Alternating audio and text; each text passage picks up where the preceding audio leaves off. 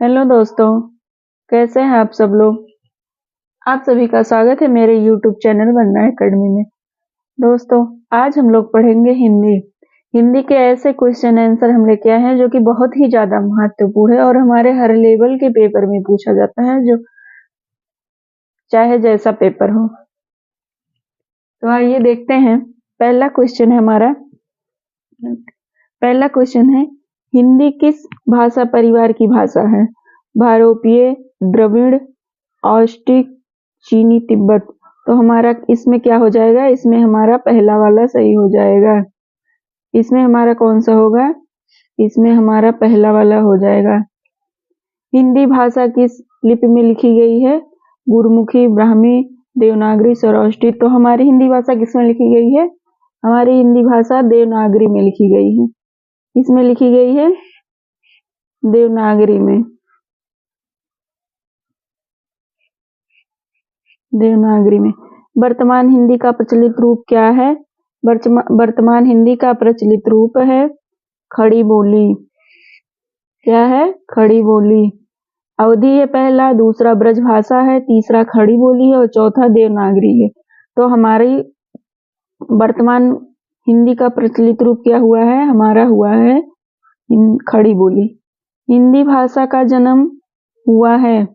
हिंदी भाषा का जन्म किससे हुआ है? अपभ्रंश से, दूसरा लौकिक संस्कृत से, पाली प्राकृत से और तीसरा वैदिक संस्कृत से।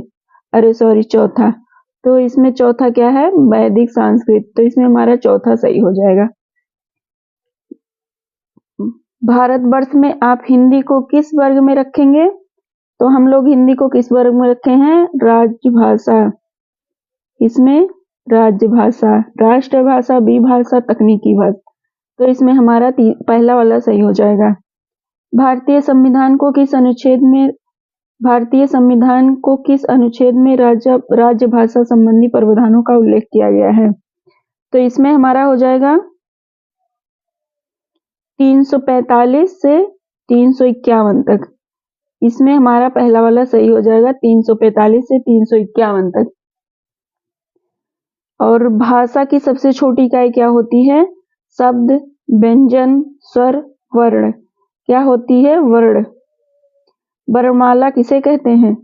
शब्द के समूह को, दूसरा वर्णों के संकलन को, तीसरा शब्द गणना को, चौथा क्या हो जाएगा? वर्णों के व्यवस्थित समूह को। ये तो सबको पता होगा।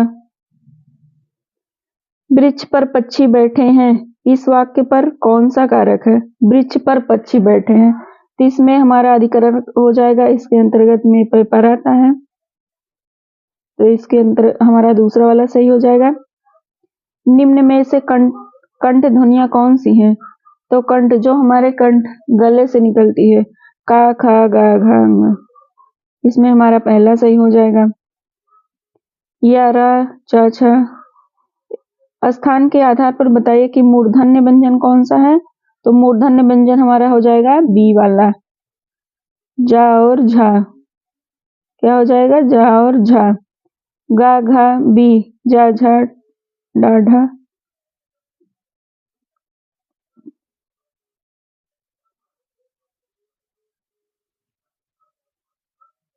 अब हमारा आ गया दूसरा क्वेश्चन। भाषाई आधार पर सर्वप्रथम किस राज्य भाषा का गठन हुआ था? तो भाषाई आधार पर सर्वप्रथम आंध्र प्रदेश का गठन हुआ था। किसका हुआ था? आंध्र प्रदेश का गठन हुआ था। दो वर्णों के मेल से होने वाले विकार को क्या कहते हैं? दो वर्णों के मेल से होने वाले विकार को संधि कहते हैं। और हमारा समास भी ऐसे ही होता है। ये जो वर्ण पूछा गया है, यहाँ पे शब्द होता है, तो संधि और समास के परिभाषा में हम लोग कंफ्यूज हो जाते हैं। तो इसका शब्द का और वर्ण का, इन दोनों चीजों का विशेष ध्यान रखिएगा। संधि कितने प्रकार के होते हैं? तो संधि हमारी 3 प्रकार की होती है, जैसा कि सबको पता है। स्वर संधि, व्यंजन संधि और विसर्ग संधि। जो धातु या शब्द से जोड़ा जाता है उसे क्या कहा जाता है? जो धातु या शब्द से जोड़ा जाता है उसे समास कहा जाता है। जो धातु या शब्द से जोड़ा जाता है उसे क्या कहा जाता है? दो या दो से अधिक शब्दों से मिलकर बने हुए नए सार्थक शब्दों को क्या कहते हैं? समास कहते हैं। समास का शाब्दिक अर्थ होता है सापेक्ष। क्या होता है? सापेक्ष। वाक्यार्थ में प्रयुक्त उपसर्ग क्या है? प्राउपसर्ग है। उपसर्ग हमारा पहले लगता है और प्रत्यय हमारा पीछे लगता है शब्द के बाद में। वस्तु स्थान भाव या विचार के घोतक शब्द को क्या कहते हैं? तो घोतक शब्द को संज्ञा कहते हैं। व्युत्पत्ति के आधार पर संज्ञा के कितने भेद होते हैं? व्युत्पत्ति के आधार पर संज्ञा के 5 भेद होते हैं।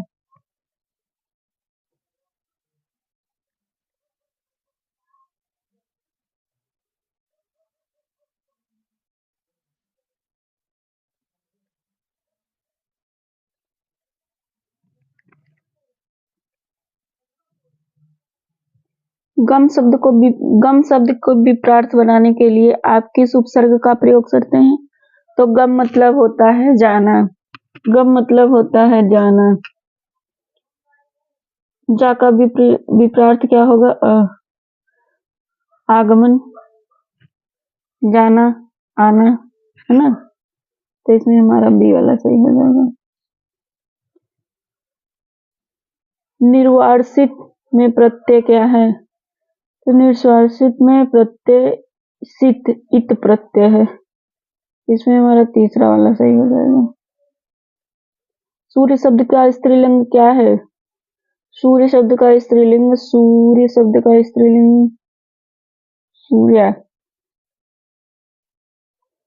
बुढ़ापा भी एक प्रकार का अभिशाप है। इस वाक्य में रंगीन छपे शब्द की संज्ञा बताइए। तो इसमें रंगीन नहीं किया गया है, इसको हम कर दें। जातिवाचक, व्यक्तिवाचक, भाववाचक, इनमें से कोई नहीं। तो इसमें ये सी वाला से हो जाएगा, जातिवाचक। जंगल में लगने वाली आग को क्या कहते हैं? जंगल में लगने वाली आग को दावानल कहते हैं। तरन तनुजा तत्र टमाल तरुअर बहुछाय में कौन सा अलंकार है? अनुप्रास अलंकार है। तो दोस्तों, वीडियो कैसी लगी है? अगर वीडियो अच्छी लगी होगी तो वीडियो को लाइक कीजिएगा, चैनल को सब्सक्राइब कीजिएगा। Thank you.